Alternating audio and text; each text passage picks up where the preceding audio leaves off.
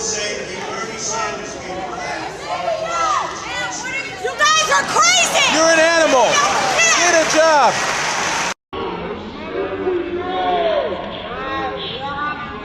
To say something like that to myself and all of my colleagues is way out of line. It's way out of line. It's way out of line. Regular order, Mr. Way out of line. Regular order. That's okay, but it's okay, right? That is not how it It's goes. okay, right? You hold yourself accountable before you talk about Hold Washington, myself D.C. accountable. Mr. Tlaib. Hold your own self accountable. How about that? Hold your own I'm self trying, accountable. Mr. How about that? And just like that, everything changed. Because this wasn't supposed to happen. This was supposed to be another routine day in Congress, another hearing, another predictable political script. But the second Rashida Tlaib jumped in, you could feel the air leave the room. It wasn't just disagreement. It was anger. It was tension. The kind of tension that makes people stop breathing for a second. Lawmakers weren't even pretending to stay calm anymore. People leaned forward. Staffers froze. And Byron Donalds, he didn't flinch. He didn't hesitate. He didn't back up. He just sat there, staring straight into the storm, like he was ready for this exact moment. And then, the reaction hit. Not silence, not shock. Laughter. Real laughter. The kind that only happens when the room realizes someone just lost control. And suddenly, this hearing wasn't a hearing anymore. It was a showdown, a moment spiraling in real time, in front of the cameras, in front of the country. And trust me, what happens next is why this clip is exploding everywhere right now. Stay right here. You know, I think it's also really important to understand, like, the incredible kind of slanderous, like, defamation. I don't know what to call it. They're just burying Washington, D.C. You just heard them speak about our nation's capital in that way, in a way that I feel very much like that's not what I see. I see people walking around with their families, people enjoying time to see these beautiful, incredible, beautiful monuments and everything. And there's a pride here, too. And so I just want to bring the D.C. residents into this committee, because I feel like they are being made invisible. And this really ugly picture that is not reflective. And I'm from Detroit. I've seen it happen to my city. And it's despicable in a way that I feel like really goes up against our values. You know, one of the things that I know in every abuse of power that, we let President Trump and the administration get away with in D.C., it will be replicated. It will be expanded across the country, and it is going to tear apart our communities. You know, Mr. Jackson, I talked to you about a little bit about this, but I think it's important to understand that we do have a mental health crisis, that we have a housing crisis, affordability crisis. Can you police any of those away? No.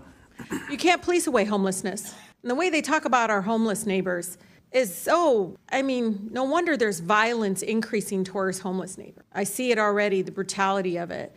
When we see housing costs go up, when we see, again, the lack or dismissiveness of the mental health crisis that we continue to grow. And it's not just this administration, and the previous administrations as well. No one has moved with the urgency that is needed. Just last week, the committee approved over a dozen bills regarding Washington, D.C. And, I'm just curious. Criminalized children. My colleague from Boston talked about this. It basically interfered with legislation already passed by the local government. Was anyone on this panel consulted? Any of you? Raise your hand if you were consulted on any of these bills. Yeah. We were not.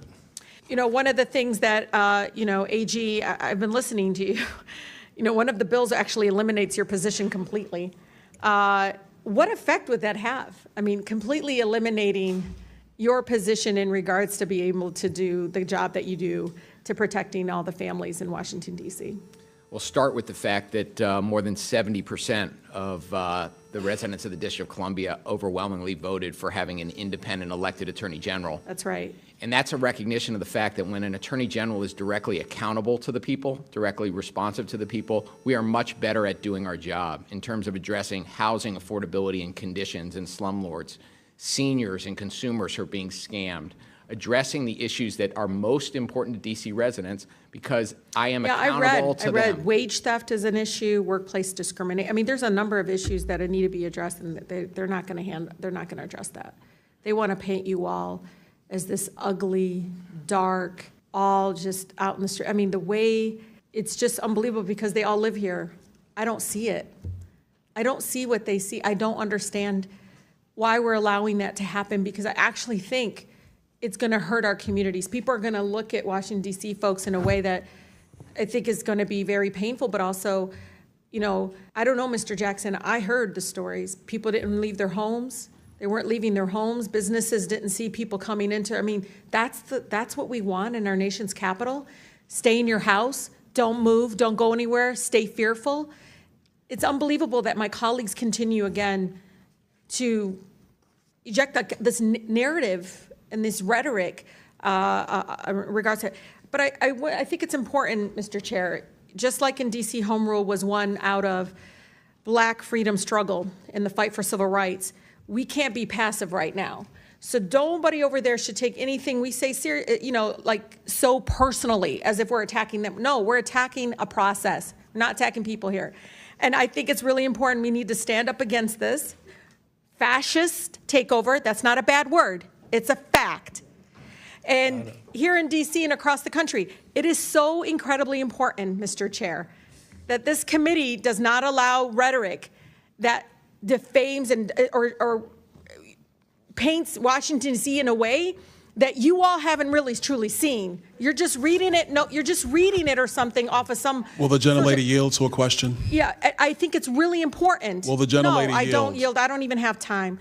I can tell you. Your time's expired. It is expired, but Tlaib, Mr. Chair, but you all live here, and you're not telling people the beautiful parts that you do see in our nation's capital. And no, it's just wrong how we're doing it. Chairman, I think it's insane that the gentlelady doesn't have an argument, but she's going to refer to me and some of my colleagues. Mr. Donald, we were from the Third Reich. This is insane. You're going to look at 14, 15-year-olds as a bunch of criminals? It's insane. Do I look like a member of the Third Reich to you, Ms. Tlaib? Is that what I look like to you? You're the one taking your voting Is that what you think? Is that what you think?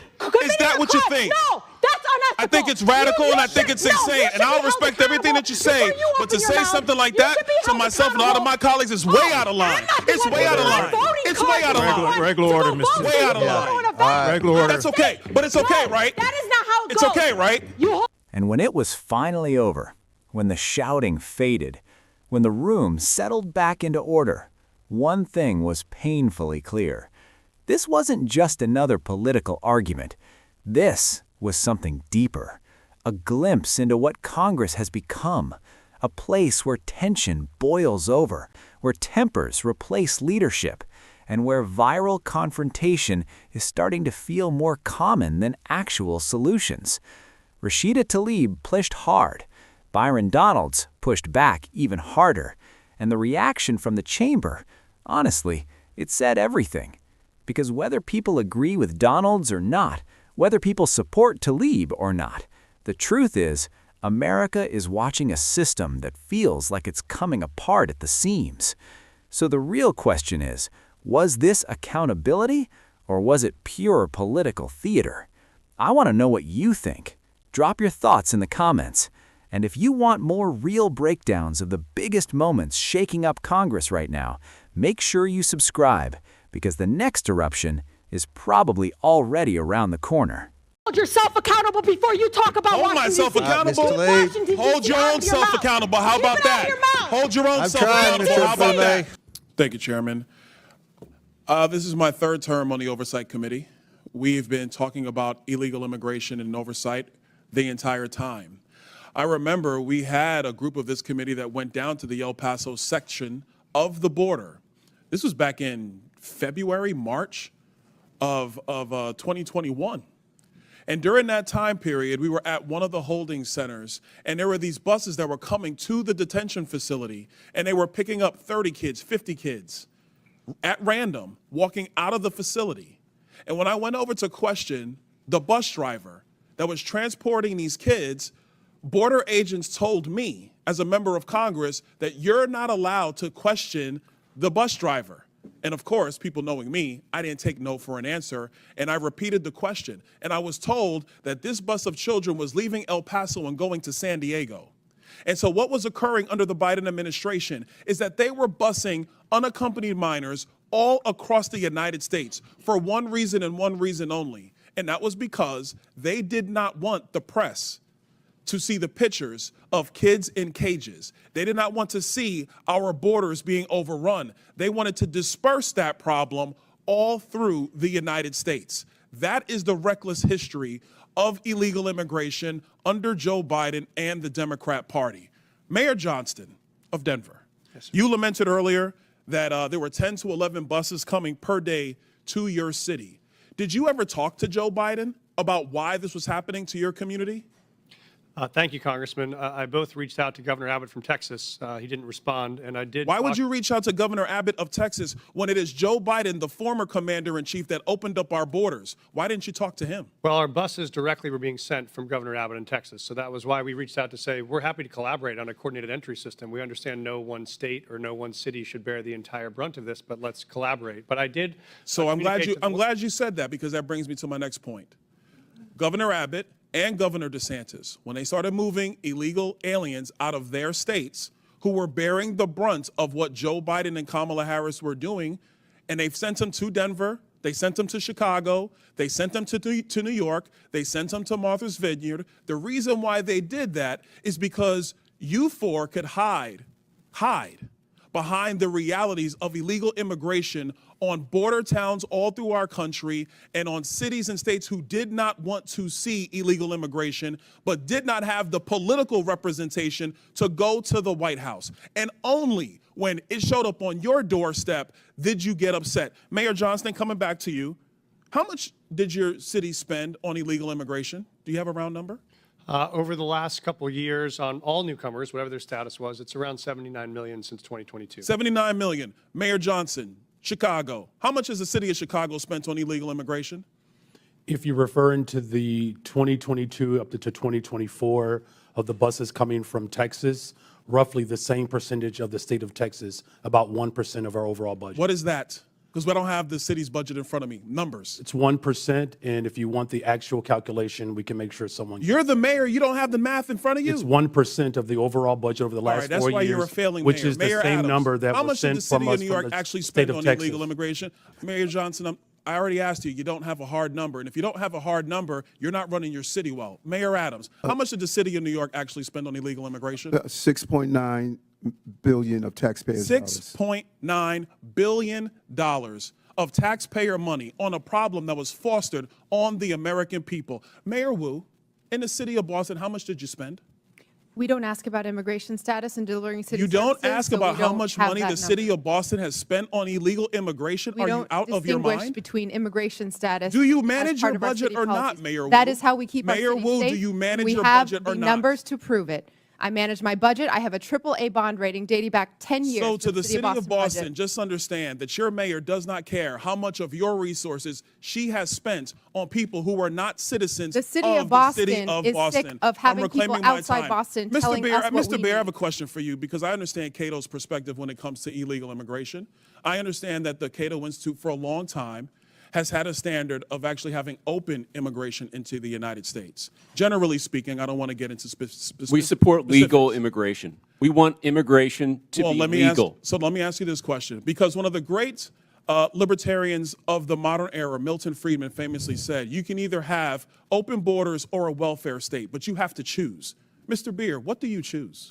Milton Friedman said he wanted to allow illegal immigration to continue. I disagree with Milton Friedman's position on that. We should have legal immigration and build a wall around the welfare state, not around the country. That's in the best interest of taxpayers. And I would argue that under the current system where you have sanctuary cities popping up, it is not possible to build that wall. So America has to choose. Mr. Beer, you're done. America has to choose between securing our nation or protecting the taxpayer. I choose. The room wasn't supposed to explode.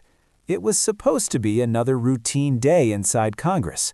Another hearing, another set of cameras rolling, another moment where politicians trade rehearsed talking points, pretending the American people aren't watching every single second. But something snapped, because this time It wasn't polite, it wasn't controlled, and it definitely wasn't normal. The second Congressman Bryon Donalds opened his mouth, the temperature in the chamber shifted. You could feel it. Lawmakers leaned forward. Staffers froze. The audience sensed what was coming before it even arrived. Then suddenly, Rashida Tlaib erupted. Not with a question, not with a calm rebuttal, but with the kind of fiery interruption that makes the entire room go dead silent. Her voice cut through the chamber like a siren, and for a brief moment, Congress wasn't a place of procedure anymore. It was a battlefield. Donalds didn't flinch. He didn't back down. Instead, he turned right into the storm, firing back with a response so sharp that lawmakers around him exchanged stunned looks. The tension was unreal. And then it happened. Laughter. Not the awkward kind, not the nervous kind, the kind of laughter that signals something brutal. Someone just got politically humiliated in real time. The chamber erupted. Some people gasped, others smirked. A few couldn't even hide it. And right there, in front of the cameras, the confrontation spiraled into pure chaos. Tlaib kept pushing. Donalds kept standing firm. And suddenly, what began as a political exchange turned into a moment that looked like it could break the room apart. Voices rose. Order collapsed. The scene became the kind of viral headline Washington hates, but America can't stop watching. Because this wasn't just an argument. This was a warning shot. A political clash so intense, so raw, that it left everyone asking the same question. Did Rashida Tlaib just go too far? And did Bryon Donalds just destroy her in front of Congress? Stay locked in, because what happened next sent the room into total meltdown.